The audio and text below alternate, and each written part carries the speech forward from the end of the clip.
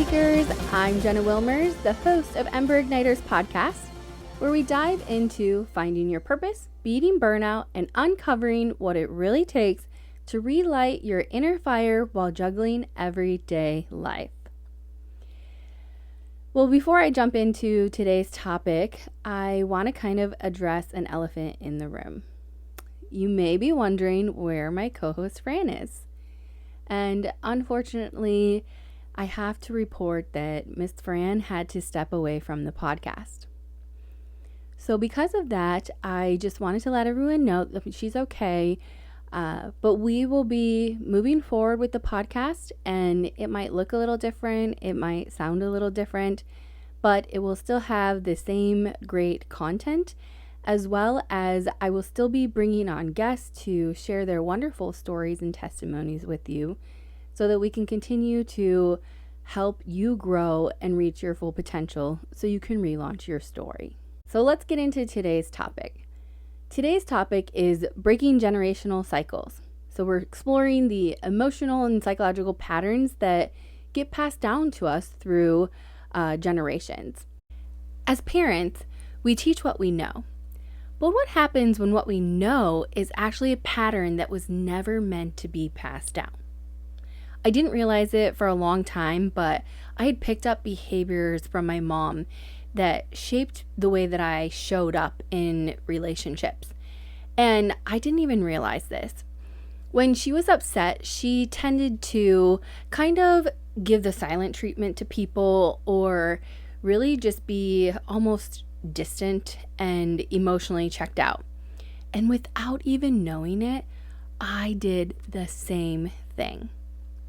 In this episode, I want to talk about breaking generational cycles, or those invisible patterns that we inherit that shape how we love, cope, and relate to others. And more importantly, how we can be the ones to end them. So I think at some point that we all say, well, I'm never going to be like my parents. Or, well, when I have kids, I'm not going to do that. I remember telling my mom that a lot. And we say that when we don't have any real life experience to go on or anything to back it up.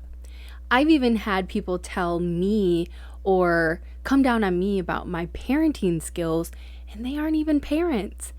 And I just remember looking at them and just thinking to myself, how dare you even judge me in that way? Because you have no experience. You have nothing to go on. Like, really? Where are you even speaking from?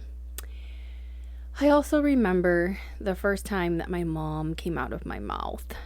I know that sounds weird, but what I mean is when I would say things that my mom would say to me, and when she said them to me, I would think, well, I would never speak to my kids like that, or I'm going to do it differently. But what we often miss here is that many of our habits are actually emotional hand-me-downs. I mean, think about it. My mom was trying to protect her space in her mind, and she was trying not to lash out. I speak from experience in this, where when I'm upset, I tend to become that secluded recluse because I don't want to hurt somebody. I don't want to say something that will make the problem worse or bigger. And so I try to not say anything and process what I'm feeling so that I don't lash out or say something that I'm going to regret in the end. So what we watched our parents do actually shaped us. If they coped with tough situations by controlling or withdrawing or even people pleasing, that became our normal. And it doesn't mean that they were bad people. It just means that they didn't have the tools to heal either.